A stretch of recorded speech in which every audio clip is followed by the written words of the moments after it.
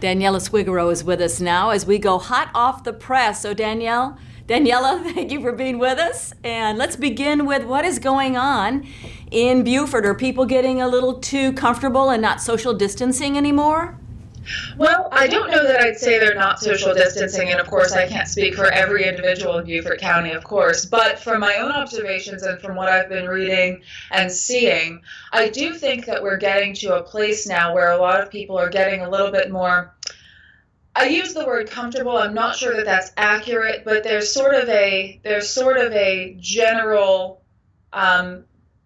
acceptance, if you will, of the current situation. And of course, the understanding that it is temporary. But I think the nature of the fact that we don't really understand how long this is going to last or to what extent people have sort of settled into this new method of living and working and social distancing and all of those things. But I think along with that comes some level of comfort where the guard does go down a little bit. And so you're starting to see people walking around grocery stores, for example, they'll have their masks on, but around their neck, right? So you don't actually get coronavirus through your neck. Now it can go through your throat, but right in this area, that's not protecting you. Likewise, I see a lot of people who wear gloves and they're interacting with a lot of different individuals. They're touching a lot of items, and at no point do those gloves get changed or sanitized. So I think that sometimes there's an opportunity there for a false sense of security when you have a physical barrier on the skin, whether that's gloves, a mask, or otherwise. But you really need to understand what is and is not protecting you, and really who's being protected. With the case of masks, you're not really protecting yourself as much as you're protecting others around you, because we don't know who among us are carriers. There are lots and lots of cases, as the CDC says, that are still currently undetected, and the numbers roughly are 9 for every 1 that has tested positive, just because of how virulent this is. So maintaining that safety and security and precautions and all of that is going to be really important as we go through and get a little bit more quote unquote used to this style of living. Yes, we still need to be very careful as we move forward. So Daniella, we're all getting cabin fever. It's just like, it's driving me crazy. What can we do? What should we do to erase that just feeling so closed in, and it's Groundhog Day? Yes, and it's funny.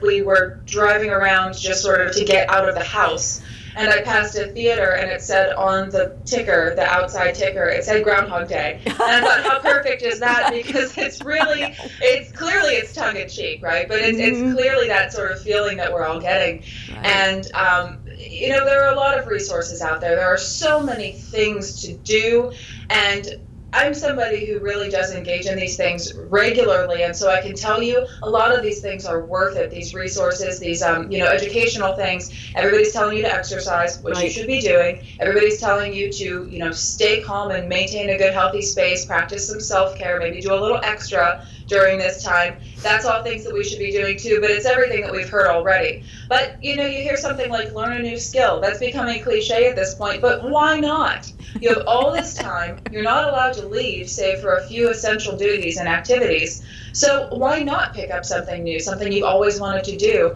Online sources like Masterclass or various online academies and colleges that offer full online training for things. Pick something and make yourself useful and have a new skill. We call it upskilling, right? Right. So upskill to come out on the end of this with something new that you have that you can market yourself, or during, even better. So Daniella, where can we go to get resources? Where can we get more information about learning a new skill? Well, obviously Google is number one, right? So there, those sort of online, all of that. I would be happy to answer those questions too. So if anybody does have any specific questions as to what have I found that I really think is valuable and worth the money, I'd be happy to have a one-on-one with that person. Obviously, in this sort of way, this virtual way. But locally, in terms of our own local here, Beaufort County, there are so many resources pointing to the chambers. That's a great place to start. They are a great hub of real and actionable, accurate information. And they're very careful to vet what they put out, which is very important because, as we know, with every piece of information comes 1,000 pieces of misinformation, right? And we can't always tell the difference. We're not medical professionals. We can't always vet that information or fact check it the way it needs to be. So they're a good layer for us. Our own Beaufort Chamber, which is beaufortchamber.org, they have a whole hub of resources. And that is very helpful. They've got health-related things, community-related Excellent. things. And of course, there's the hashtag Together Beaufort. It's Together BFT. I encourage everybody to be using that because we can all see how the community is coming together and engage in that. And there's also a Facebook page for that. Thank you so much. Thank you, Daniella Squicquero, as she goes hot off the press in Beaufort. Stay healthy. Thank you, Robin.